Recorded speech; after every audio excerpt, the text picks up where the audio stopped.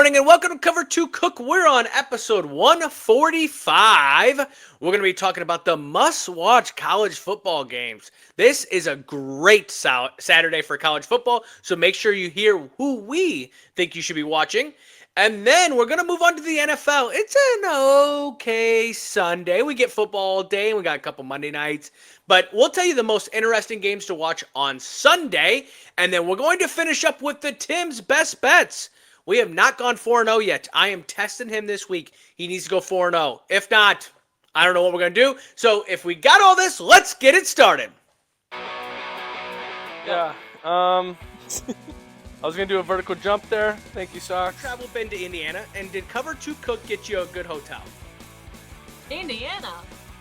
No, I'm in Louisiana. I'm here for Mardi Gras. I know that this might be hard, but I don't know how much you remember Friday night since we left you damn near when you fell asleep. I got my belly full, man. I was like, warm covers and warm. I was like, I could go to sleep right now. Yeah, I'm going to go with Jack Dorsey. Final answer? Yes. All right. This is going to be a long fucking day. Welcome back to Cover 2 Cook. We're on episode 145. I'm here with Anthony and Tim, and we do have a very busy weekend of football.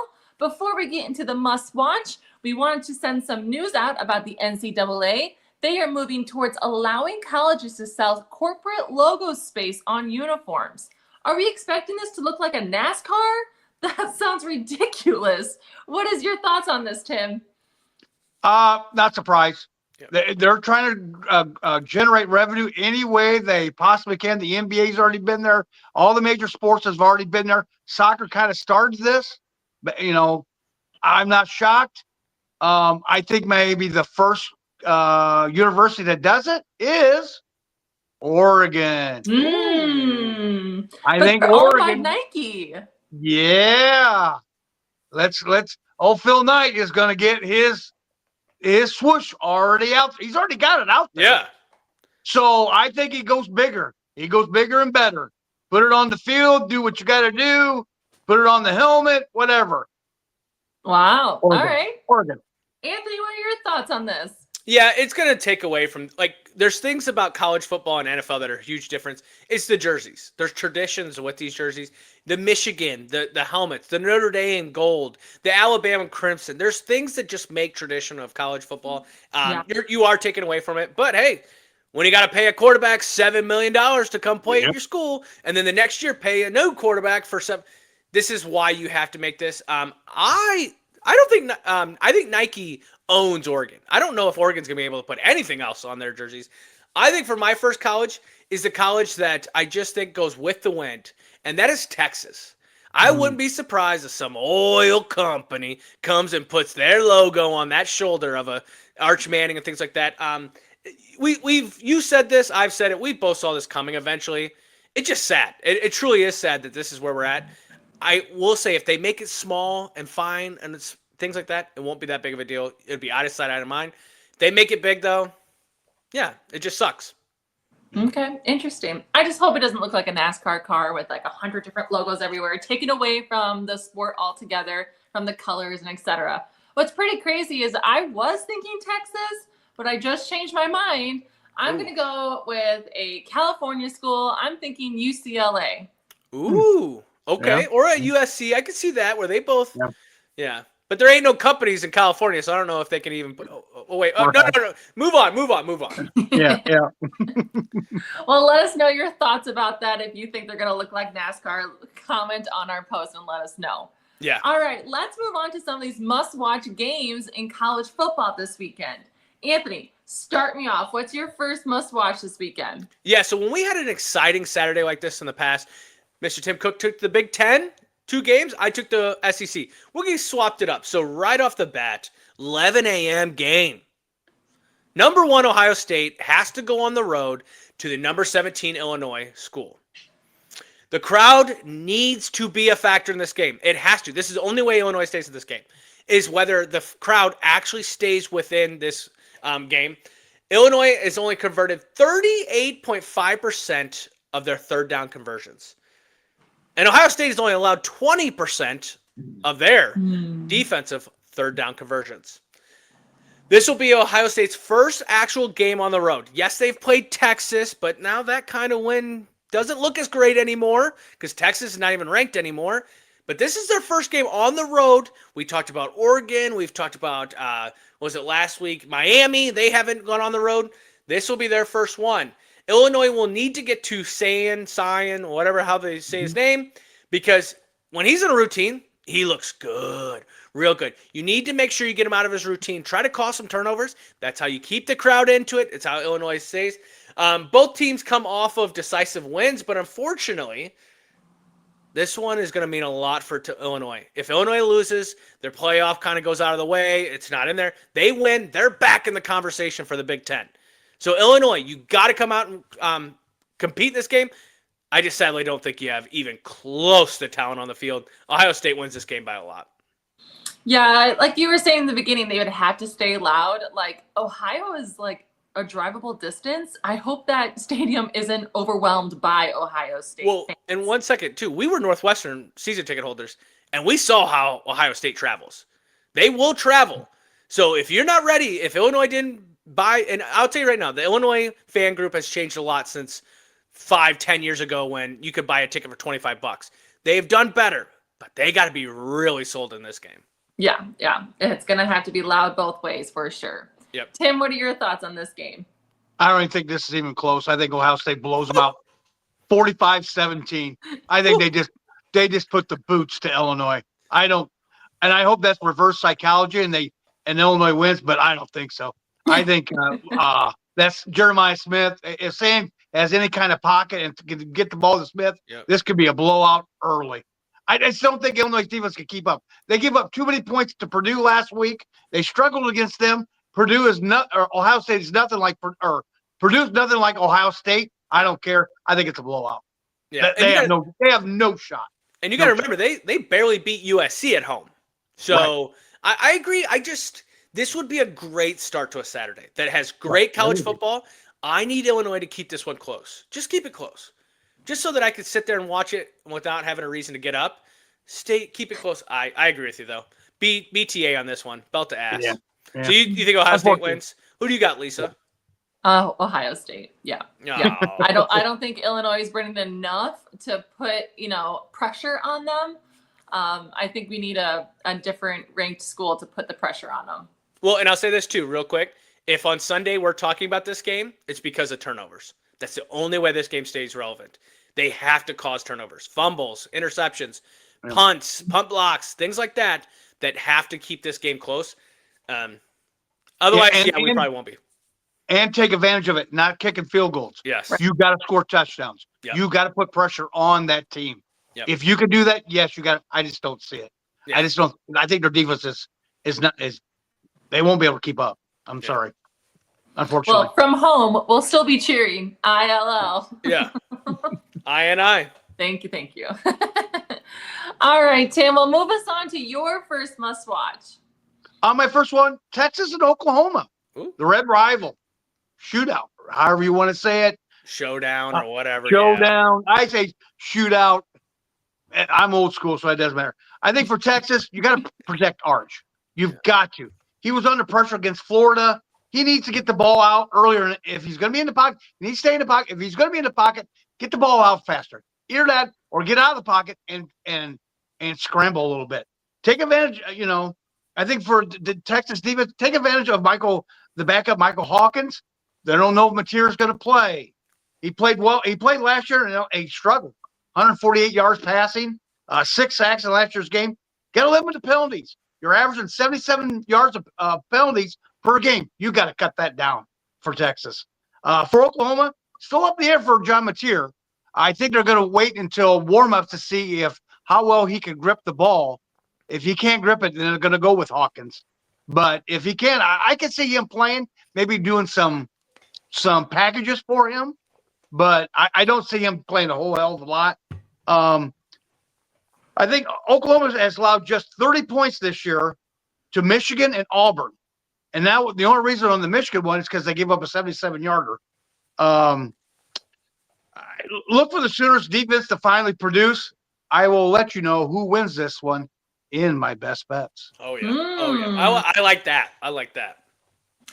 I'm gonna say I'm rooting for Oklahoma here. I'm rooting for Oklahoma. I don't know. I don't think Arch is ready. We talked about in the past. He'd have to really do a whole 180 for me to change my mind, and hopefully he does. But I'm rooting for Oklahoma. Anthony? Yeah, so we watched a show. You watched some show a while back ago about some cooking thing, and they were at this Texas fair, and they were at this game, right? And the Yes. rivalry. I think this is a game that I would love to attend. Obviously, you got the Georgias, the Alabamas, things like that. This would be a great one. I just wish it would be a better game because I think that Oklahoma defense is going to play with its food all night on Texas. Texas's offense has not performed the way it's supposed to all year. All year. And we're too late in the year now. And it's sad. We're almost halfway. I don't love it. But if you're not clicking yet, you're not going to be clicking. And I think with Oklahoma's defense, I think it's a small. I don't think it's a big, 21s, 35s. I think it's a 7-10, 14-7 kind of game because Texas does have a good defense on the other side. Oklahoma does have that starting quarterback. I think Oklahoma wins this game, but I will say if Arch Manning's watching Cover 2 Cook, which he's probably not, just go play ball. Stop doing all this other stuff. I think I saw an SEC coordinator come out today and was like, just let the man play. I agree. Just go do what you need to do. I don't think you are Texas's idle, quarterback, but at the same time, just go play. Just go have fun. Well, he may not be this year, but yeah, like the pressure is off of you. Like, you know what I mean? Like, we're not expecting what we were expecting at the beginning of the year. So just go play. Like, Yeah, but let's see the potential that you actually have. No. That's Texas football. We expect winning. I don't care. So that crowd will get loud if they lose this game. Real loud. Too much money.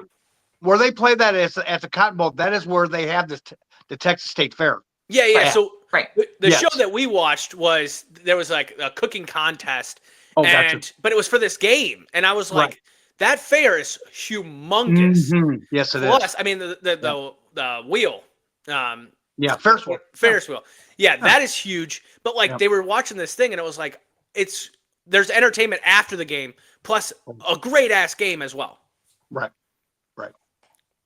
Yes. All right, Anthony, why don't you take us into your second must watch? Yeah, so Indiana versus Oregon, number 7 versus number 3. It's a 2:30 game. Turnovers will be the decider of this game.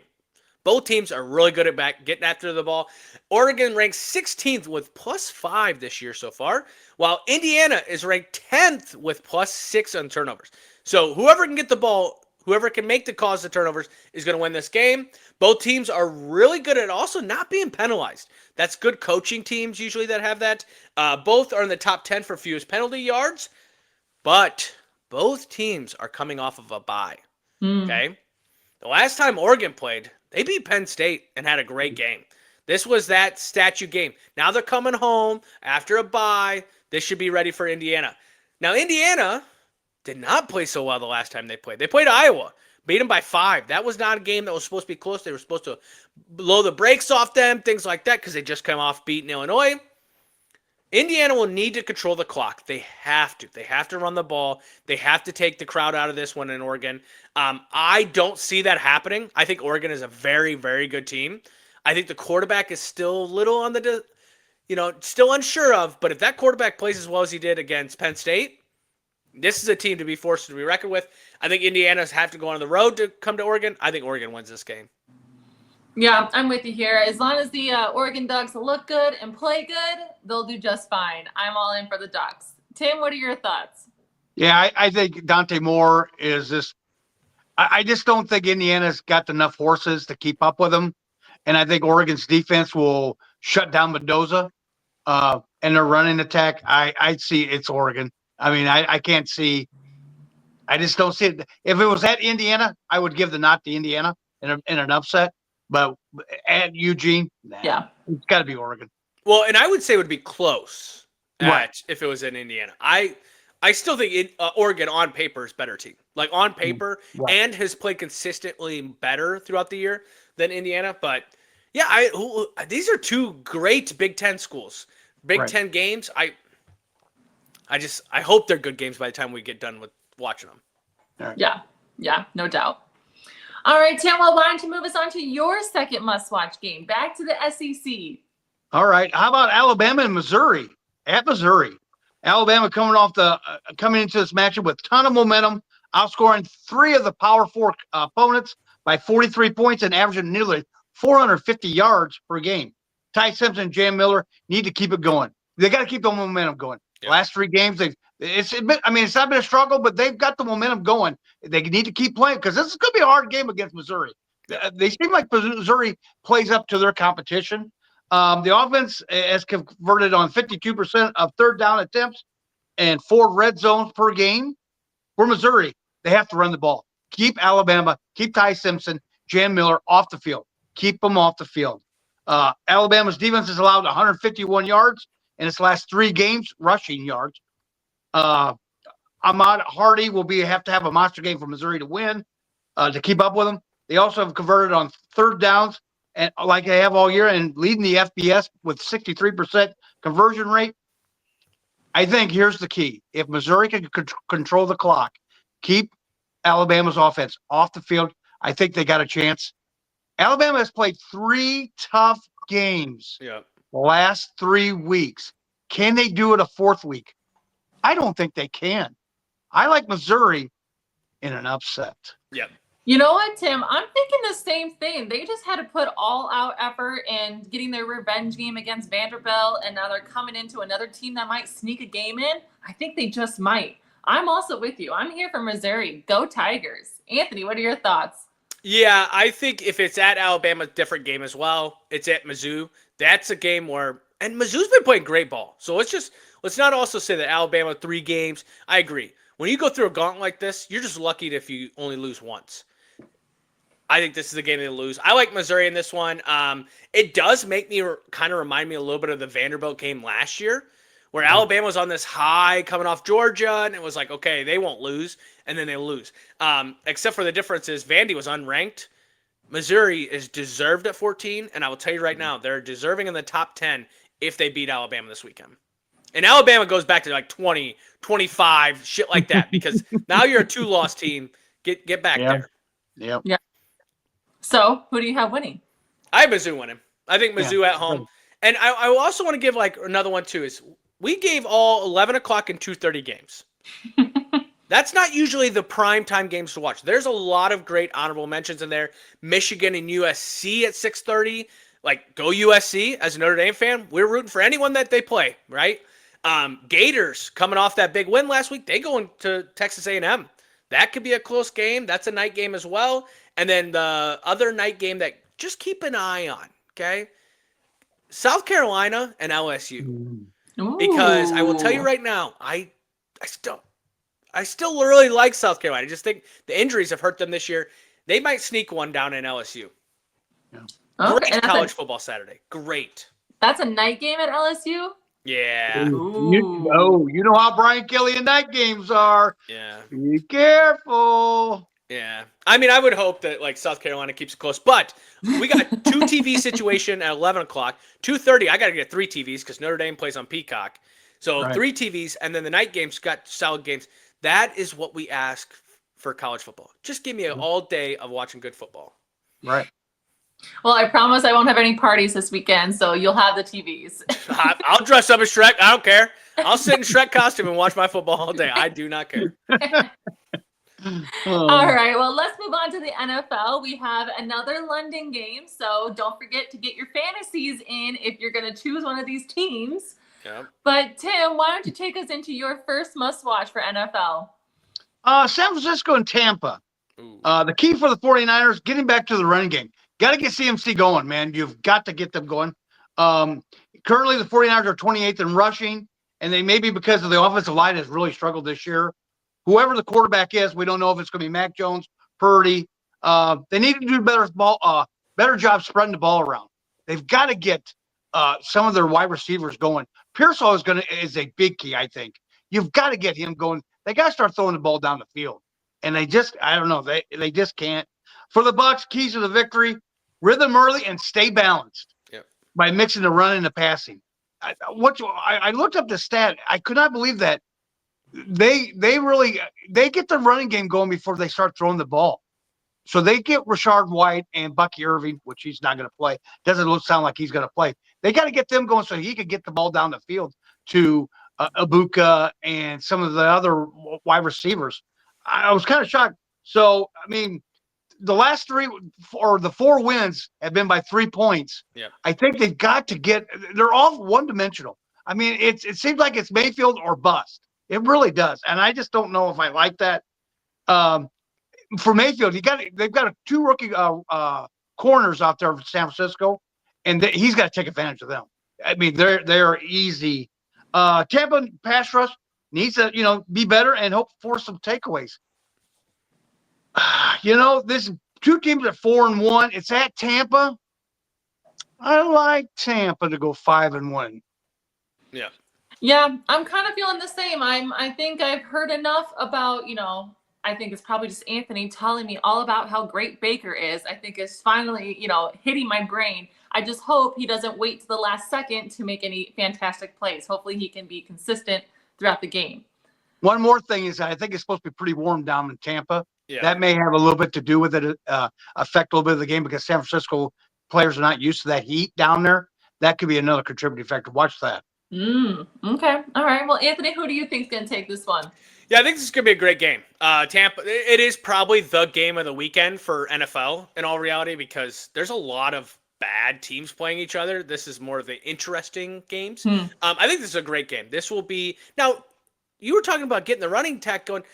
If I remember correctly, on last Thursday, they slammed CMC and slammed him. And not Juwan Jennings wasn't playing. Pearsall wasn't playing. It was another Bourne or whatever, Kendrick Bourne. Yeah, Kendrick Bourne, yeah. He went off for them. I think actually San Francisco, it's not a rebuild. It's a reload. They deal with so many injuries, and they find ways to beat good teams. The Rams are a good team. They beat them on a Thursday night in Los Angeles. So I think this one is just a tad bit harder because you're not just traveling down the state.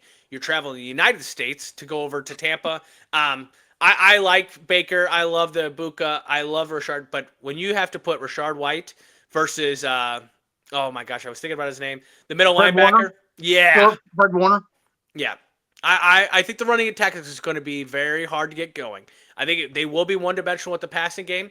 And San Francisco did it really well against the Rams on that. So I'm taking San Francisco. I think this luck of winning these close games just kind of dwindles as time goes on. Okay, that's fair to say. I understand that. I'm hoping for the reversal. I'm hoping the luck keeps going. Yeah. All right, Anthony, why don't you take me into your first NFL must-watch? Yeah, so this is not a game that is must-watch. Okay. This is an interesting game. Interesting. Yes. Cleveland versus Pittsburgh. Now, we brought up Cleveland last weekend because Dylan Gabriel got it. But there's a quarterback that is 3-1 right now, old as dirt, and he's still playing decent football. Aaron Rodgers is coming off of a bye. That means that man got to sit around, do ayahuasca or whatever the shit he does for 1 week to come back in there. Now, Dylan Gabriel, bud, you got your first start over in Europe, and unfortunately, you're not really going to a place that's going to keep it quiet either. Pittsburgh's going to get after it in this game. I think that crowd is going to be a huge factor in Dylan Gabriel's performance. We did see Jackson Dart play very well his first week, struggle his second week. We have to see how Dylan Gabriel does in his second week. He threw 3 touchdown passes last week against Minnesota, no interceptions. I just don't think that's how this one goes. I think the defense gets after him. What do the Browns need to do to win this game? Defense has to start playing better. They are, don't get me wrong, they look good, but then they give up points. Too many points kind of situation recently. So I don't need people in my DMs being shit. And get after a slow Rodgers. I mean, Rodgers can't. He's not mobile at all.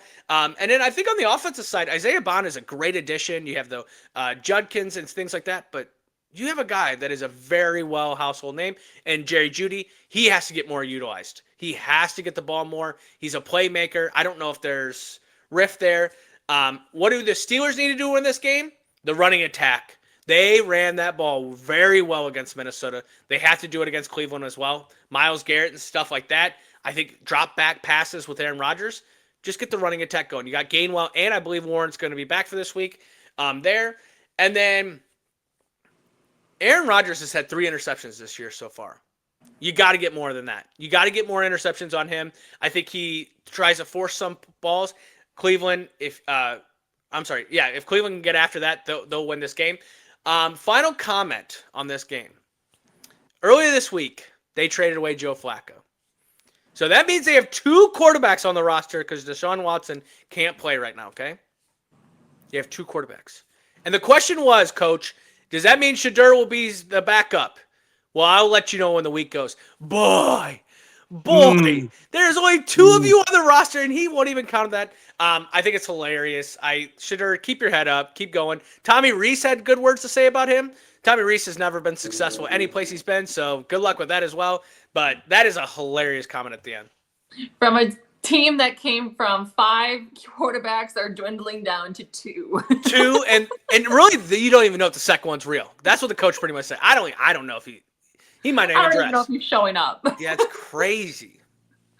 That's That's wild. because that wasn't his pick. It was the owner's pick. Yeah. He isn't sold on him.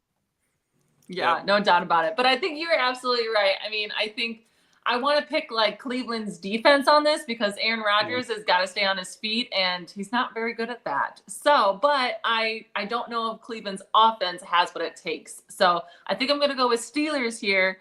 But I think Rodgers is definitely going to have to get the ball moving and get out of the pocket quick. I hope I'm making sense what I'm saying because it makes sense in my head.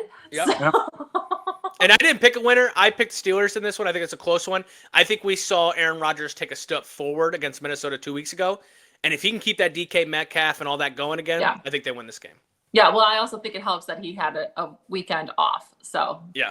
hopefully he's nice and fresh. Tim, what are your thoughts? I think Pittsburgh wins with after the bye week.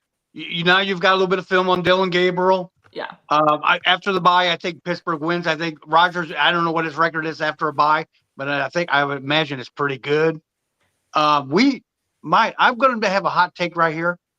We might see Shadur Sanders playing this game. No way a coach starts that week. It might be a Don't get him. smoke screen. Oh my God. I'd be very surprised. Smoke screen. But a backup quarterback, that's your smoke screen. Shit is bad in Cleveland then. When has it been good? Yeah. Touche. But I I think it's Pittsburgh. And I will say too, like seeing the guy that has the jersey that has every quarterback down the list and stuff, like where it's this quarterback didn't make it, blah blah blah. It would be nice to see a quarterback, and I think Dylan Gabriel can do it there. I just think it's going to be like a Kyler Murray kind of atmosphere where it's going to be like a, like it's going to be a roller coaster ride. Yeah, up and down, up and down. And that's not even just rookie year. That's how it's going to be for his whole career. Right. Poor guy. Poor short guy. All right, Tim. Well, take us into your next interesting NFL game. Well, this is an interesting game because we got some players that used to play for each other's team. Dallas and Carolina. Keeper Dallas, keep pounding the rock. You got Javonte Williams that played for Denver last year. Just keep giving him the ball. I mean, the Panthers' run defense is terrible. They've given up 100 yards per game.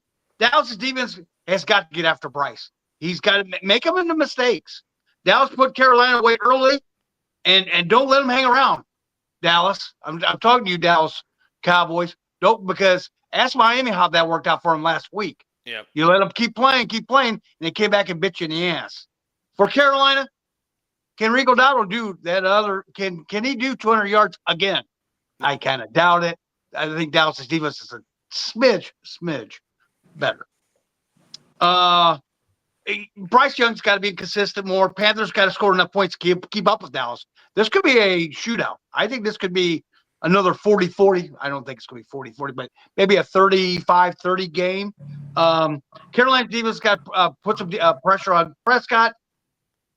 Because I think both these defenses are terrible. I think it's going to be a high-scoring game. I think Dallas ends up winning. Okay. I don't have much information on either one of these teams, so I'm kind of playing an eeny miny mo in my head here. I'm gonna say the Panthers here. I like Young. I think he's got it in him. Hopefully, yeah, you're right. He shows some consistency. But if it's a high scoring game, that makes me feel like the last person with the ball is gonna win. So that's my 2 takes. Anthony, what do you think? Yeah, I think this will be an interesting game as well. I don't think it'll be a great game because I think Dallas is just a better team now. I think they've been getting that ball rolling ever since the Green Bay kind of game. It's just been like more consistent Dak Prescott. I picked him up in fantasy because I was like, watch this. This year he's going to do something. I dropped him because of the whole CD, But CD might be coming back next weekend, they're saying now. Rico Dow had a great game last week. He's going to get shut down this week. I am not starting his ass. No way. No freaking way am I going to play him. Because when you run for 200 yards like that, it's one of those things where everyone in the NFL recognizes and says, okay, we ain't allowing that to happen. I think Dallas's defense, Kenny Clark up the middle, right? Old Green Bay, I still think they're going to run the ball. I just think Bryce Young, it's hit or miss with him so much. The potential is there. But unfortunately, I'm taking Cowboys winning this one. Okay. All right. Well, Anthony, what's your next interesting game this weekend? Yeah, and this actually could be a good game. It's the line on it is so surprising. So if this isn't one of Tim's best bets, I'm going to throw an honorable mention. Detroit versus Kansas City. First off, I'm so surprised Kansas City is favored in this game. I think they're favored 3 points in this game. Wow. The dominance of Detroit. Number one, I'm a fan now. I'm on the boat. You know what I mean? Like when they win the Super Bowl, I'm there, right? Lions have 2 starting corners out for this game. So what does Kansas City got to do? They got to utilize those wide receivers. Throw it deep, get them running, going like that. You kind of saw what the potential was against Jacksonville with that. The only problem, though, is if you got to step back to quarterback, or if you got to step back to throw the ball, that means Aiden Hutchinson's coming off the edge. And I will tell you right now, Kansas City, there's been times where Patrick Mahomes has been running for his life. He is going to be running for his life in this game. Lions offense has been explosive.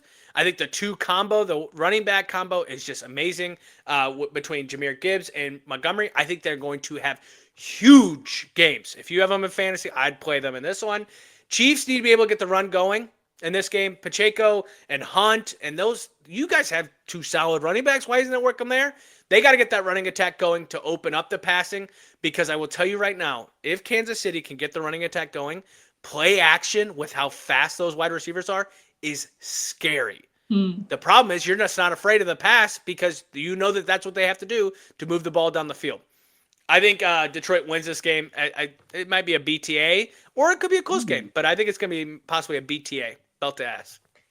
That's interesting because I mean, like I'm also surprised that they're saying Kansas City is getting the points in this game. Like with the power ranking having Detroit as 1 and Kansas City not even in the top 5, that's surprising to me for sure. I would definitely think that the Lions would be taking this one, but maybe we're not seeing something. And currently we're recording this on Thursday night, 2.5 on the line. Kansas City's given 2.5. And don't make us chuckle with, I'm a Lions day oneer. Oh. Let's just run it back, please. Like I was like Dan Campbell's assistant this whole year. I've loved everything they're doing.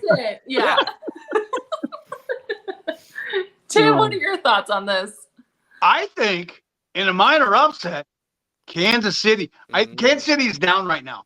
They're not playing very well. This could be a turning game for them for the season. I can see Kansas City winning. I really can. And this is the week before Rashid comes back too. So They get him back. I can see it. I just think this is the difference of 2 teams where we've seen Kansas City in the past, 5 years, 6 years in the Super Bowl. And then we've seen the up of Detroit in the past 3 years being like, okay. And I think that this is the difference of now Kansas City's starting to get back to reality. Detroit's keeping that going after losing both coordinators. I don't know, man. Kansas City at home.